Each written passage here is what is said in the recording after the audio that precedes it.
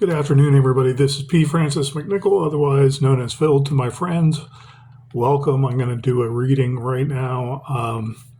I did a reading yesterday. I posted it on YouTube, but it was too long, and I was kind of going through the beginning of a project, meaning a poem, and I was going to do like the metamorphosis of the poem, and it was just long and verbose. So I took it down and I got into some politics. Maybe someone saw the video or parts of the video, but then I took it down. It was just annoying to me when I was reviewing it and was about to post the poetry that I did write about my sons. And it was something I was starting to fathom because I thought of an actual song before. I don't know when it came out, maybe the early 80s, maybe the 70s. And it said something about son, okay, his son do something. And I don't remember, I remember kind of the sound of the guy's voice, but I don't remember the music. And it's always lingering there sometimes. And I'm thinking about, my own children in particular, and I think about how they came to be and how beautiful they are. And life really did change for the better since they came into my world, our family's world. And they're just beautiful creatures. They're beautiful young men, beautiful children, beautiful urchins, whatever you want to call them. They're just wonderful. And this day and age, to get political, or you talk about the A word, you talk about other things, minimizing the carbon footprint. And, as a poet, we talk about our hearts. We talk about things that tear us up inside. But there's also beauty, okay? There's also beautiful things that, let's say, every human being on this planet is not going to last forever. And I believe in heaven, okay? And I believe that there's an afterlife that's eternal, and it's an eternal peace. It's an eternal love, okay? And rest. And I want to say where our souls are at rest and peace and in love, okay? And it's eternal. You can't change it. Okay, we are just vessels. Our souls inside our mind are not just nerve endings and synapses going off everywhere. You think of those gifts. A lot of people, they think family is such an undertaking. Okay, so they might think themselves out of it over time because it's just not right because of the job. It's nothing I want to do because my friends are doing this. And I saw how this one lady had a child out of wedlock, and it's just too much to fathom now. Okay. A woman's perspective is her own perspective based on everything she endured, everything she's been through in her lifetime, whether good or bad, it doesn't matter. And it takes two to tango, though. Okay. When we think generally of our family, it's not a burden. To me, it's not a carbon footprint. To me, it's a blessing. My children are blessings. Their souls are blessings. Their individual livelihoods and their breathing and their smiles and their smells and their just joyous behaviors are blessings, and they inspire my heart. And so I think very negatively sometimes of the past, and I like to think that family should be a positive thing, is what I'm saying, in terms of politics. Okay, our loved ones are our loved ones for a reason, because we are them and they are us, so on and so forth. So I was doodling with a thought, a subject matter of a poem, and I was like, yeah, okay. I just hand wrote it. I want to say on my phone. I did it really quick. And I transcribed most of the beginning of it ad hoc. I want to say freehand, just writing it on the computer. And then some of it I corrected and I put it back on the computer. Excuse me. And I just wanted to say, No, it's better than that. It's better than that. You know, and the verbose video I did do, it's like I didn't do it justice, and it was only an untitled piece. I explained in that video that I hit it when people put on Facebook untitled. They do all this official stuff.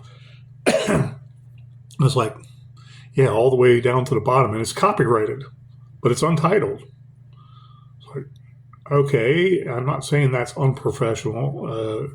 Have at it. You can do that, but is it something you want to protect so bad? And it's untitled. It's not finished, and you want to show the whole world what you're working on. It's like, oh, and then the other word I hate is this is just a beta copy of this poem. And I was thinking about it, and I was like, mine I wanted to do and show that before and after. Okay. And so I only read, I think, about 8 lines or 8 stanzas, depending on if you're looking on a phone or you're looking on a big computer.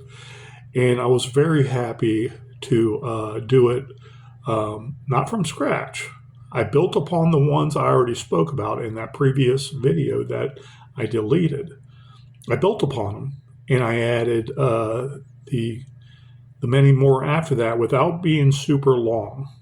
Okay, I think this is 13 lines, and I just wanted to go over it because doing a reading, I'm working on enunciating better with my broken eardrums and trying to listen to myself talk. It's like, whatever your parents say, you like hearing yourself talk, don't you? I got a crap load of that from my mother, and God bless her heart, over in Maryland. But anyways, hearing myself speak, I like enunciating better doing videos. And when I can hear myself talk, it's easier to enunciate. So I didn't go hog wild like a lot of poems I'm trained to do, and I love doing, telling a whole story, like a short story almost. Okay, like 25 lines, 25 stanzas, and having it all rhyme within it, or having it all rhyme within it and then do the next line that rhymes with it. So it would be couplets. And I'm used to doing them. The reason why is one of my coworkers, me and him were talking about his education and liking poetry also. And we were talking for months about poetry, and I'd send him poetry. And I'm like, send me some of your stuff. And he's like, no, I just do things for a band because I like playing a guitar and I want to write songs. Maybe something you got, I can use. And he's like, yeah, I like that. I like that one. I like that one. That's pretty cool how you did that. And I'm like, oh, yeah, okay. Stop greasing my wheels, dude. Do some poetry too. It feels kind of one-sided. And had fun with him. And he would discuss, hey, why don't you do something that people really don't do in the same subject matter, same theme, same topic, okay? Do about 35 lines. And I was like, okay, no problem. And it depends on the subject, of course. Some people might be able, like one poem I did a long time ago before I met this gentleman, but I did a poem on dust, everything that we know about dust. Animal dander, clothes dander, you name it, carpet fiber dander, stuff coming out of the ducts, dust from the original time, I want to say the dust and everything when they made the building, so to speak. This is the old building where I live anyways. But there's always dust collecting in there, and then when the air comes on, it shoots it out. People breathe it in. It's called dust. But I did that shorter, like 15 lines, I think, maybe 20.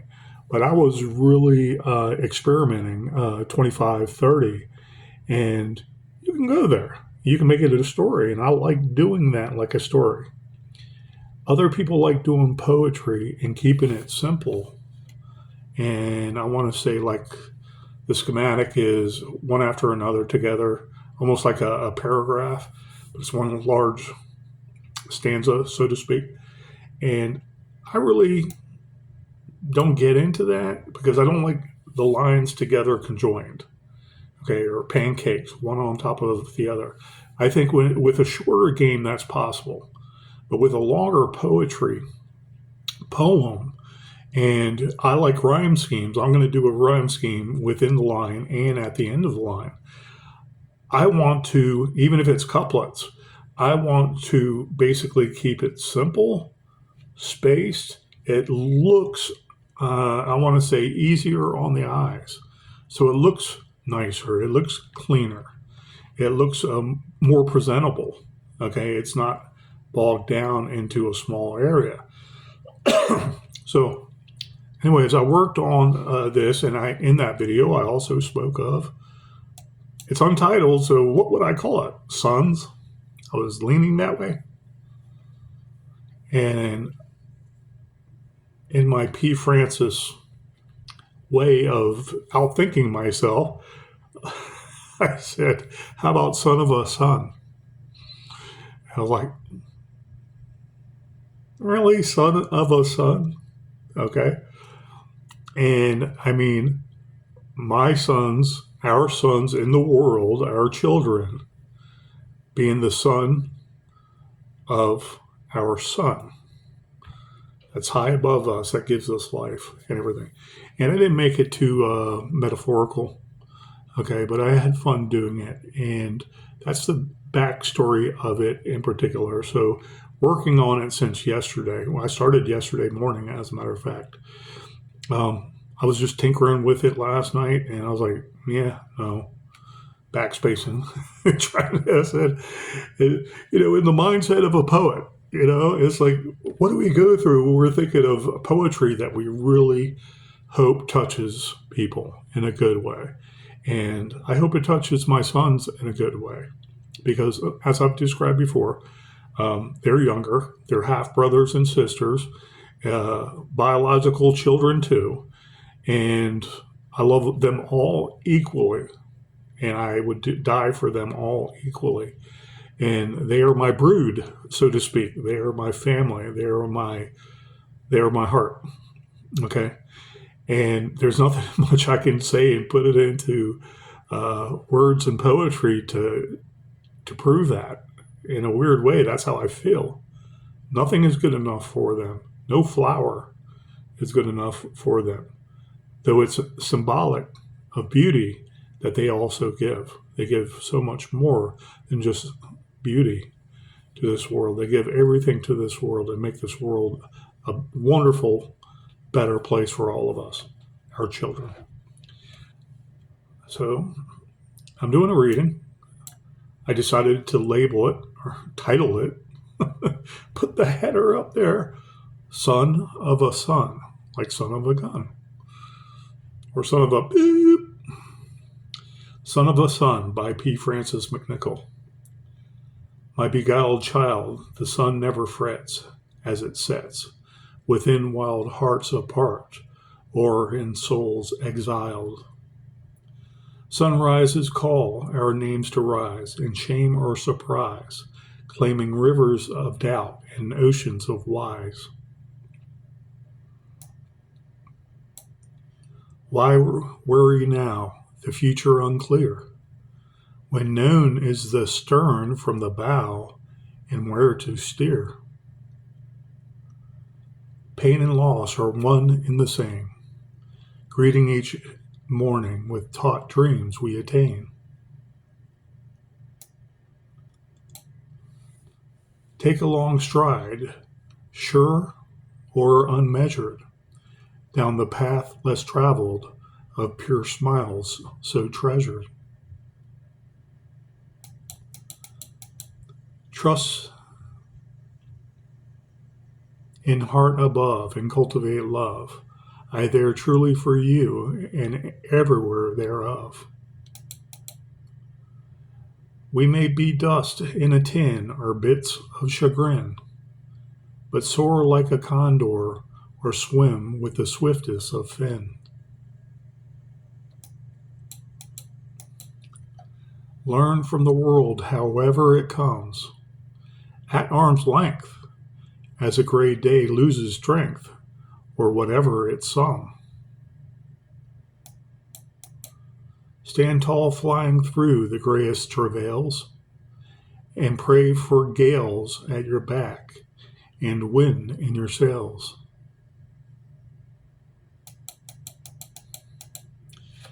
Be still in thought when a charlatan speaks, not of the good Samaritan who critiques a thief feeding family. Discern the wisest swine and richest of men, tending the blind in your den at the promised land's end. Let the rivers roam where they may, carving fields by twilight and christened yields by shown day. Hold your head high and never forget why. No one to harm you inside, a loving home in the skies. That was Son of a Son. Looking at it, I want to say the letters and the words and how I configured it. I enjoyed it. It looks so much better than I started out. And I wanted to do the video to give the poem from my heart a lot more justice. It's shorter poetry than I'm used to. I like doing things, like I said, to develop a storyline almost. Each line evoking all these images and your words going everywhere. And you're like, that's why I welcome anybody that on Facebook that has my poetry. They want to read it. Send me the video of it on YouTube too. I welcome anybody. Read it. Don't make a mockery of it. I would hope it's done in a very nice way, especially if you're a reader of poetry. Okay, that's what I'm referring to. If you love poetry and you can read it very well, people love poetry and they'll go find some poetry and they have, I want to say date night where everybody goes and they go to this local cafe where they have poetry readings. Someone goes and finds poetry and they can come in there and I want to say like karaoke bar, but it's poetry bar. And so they come out there, they might set up a little bit of music. They might set up a slide, projector slide, or I want to say a camera to project something behind them as they're speaking this poetry. And they give credit. It's other people's poetry and they give credit to them, but they really enunciate well. And they liked it so much that they wanted to enhance it. Okay. I welcome that. I welcome that because that is brilliance to me, how people speak and they articulate and everything just works good together coming out of the mouth, when the mind is working with the mouth, so to speak. Because I lost my hearing in my left ear, and I'm losing it more and more, and this one at one time, which is about 75%, maybe 50%. The enunciation sometimes, it takes a second. And I'm like, yeah, I'm tired too, and all that good stuff. But that's why I love to write. I come from a loud family and a large family of fighting and screaming and, loud voice, loud booming voice. Anyways, I've always had a loud booming voice.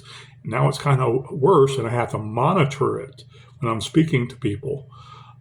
But I love people who read poetry and they're sitting there and you're like, where's that coming from? Is that their own? And they say the blah, blah, blah, blah. Someone wrote this and it's like wonderful, because you see them and the articulation is dramatic. Like 12 Monkeys, one of my favorite all-time movies. It's probably second or third, only behind Quills, literally because of the screenplay and how they did it. It was nice and not overdone, but it was sad because of James Cole. And he's stuck in this time warp because of the scientists.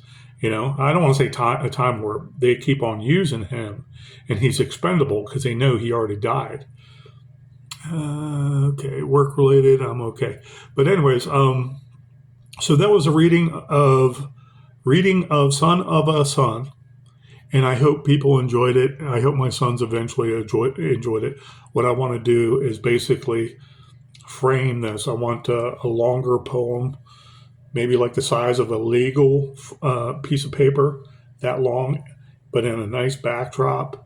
and frame it and give it to my sons, because I think of them enriching the world, ahead of us. I think of them being the biggest, best present any father and mother can have. So, anyways, thank you guys. Son of a son. I'm going to go post it on Facebook right now. Thank you so much for your time.